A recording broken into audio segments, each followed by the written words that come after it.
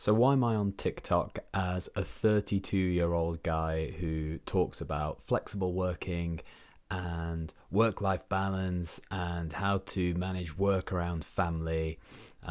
TikTok's not the most obvious space for that, and I get it, right? But I think that there's a lot of value that I as a marketer can get from TikTok, and actually there's a lot that I can give back.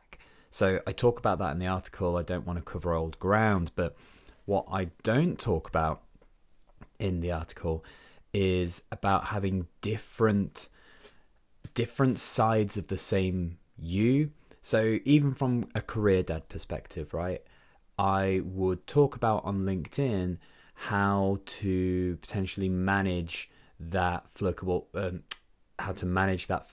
working request with your manager, or how to prepare going back to work once you've become a father or a mother, which TikTok might not be as relevant for.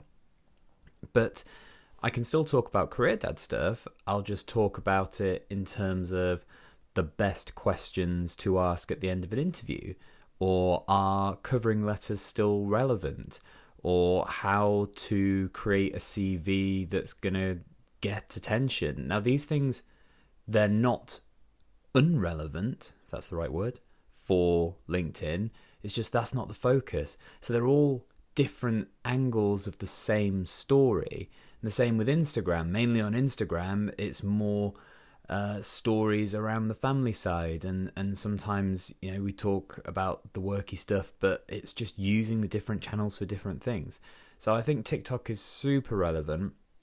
Also, and I kind of mentioned this in the article, but for me the pertinent point is whether you think that it's stupid or it's just for kids, or whatever you might think. The fact is 500 million active users a month.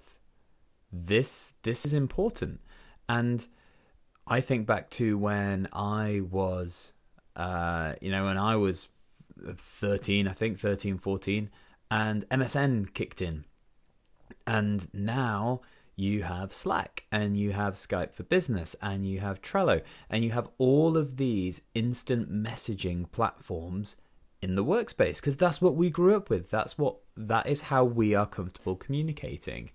Now, fast forward, are we going to communicate in 15-second and 60-second videos? Maybe.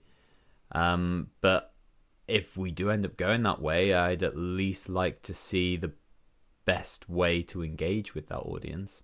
So that's my take on it from a marketing perspective, but also just give back. What can you give back to the community? So there you have it.